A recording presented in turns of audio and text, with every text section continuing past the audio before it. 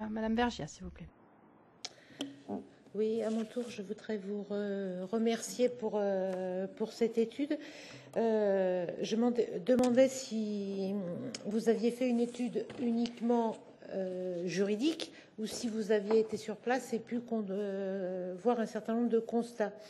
J'avais trois questions. Vous insistez dans le rapport sur la question des populations vulnérables et de la difficulté que semblent avoir les États membres pour accueillir les dites populations vulnérables. Selon les informations qui sont les miennes, il semble qu'en Grèce, les personnes qui sont aujourd'hui retenues dans les îles sont de plus en plus majoritairement des populations vulnérables.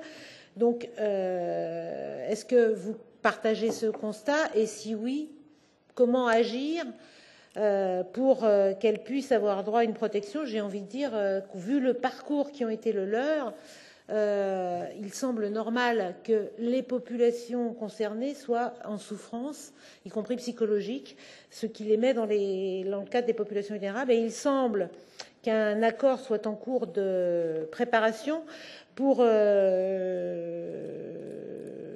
permettre, y compris le retour des dites populations vulnérables, alors que jusqu'à présent, elles étaient protégées, et protégées d'ailleurs par le droit européen et par les conventions internationales en la matière. Vous avez insisté également sur la question du recours. Et là encore, si mes informations sont bonnes, il semble que l'on donne de plus en plus le choix, enfin si on peut appeler ça un choix, aux personnes concernées entre la possibilité de bénéficier du retour volontaire, je mets plein de guillemets à tous ces mots, mais enfin bon, et la renonciation à tout recours, toute possibilité d'appel, ce qui me paraît là aussi être un peu en dehors des clous du droit européen. Est-ce que vous pouvez confirmer cela? Et enfin, il semble enfin pas il semble d'ailleurs, il y a un accord concocté par la Commission européenne au mois de décembre et la Grèce qui pousse la Grèce en la matière dans des schémas qui me paraissent légèrement contradictoires avec ce que nous avons entendu de la part du ministre de l'Intérieur grec hier en plénière.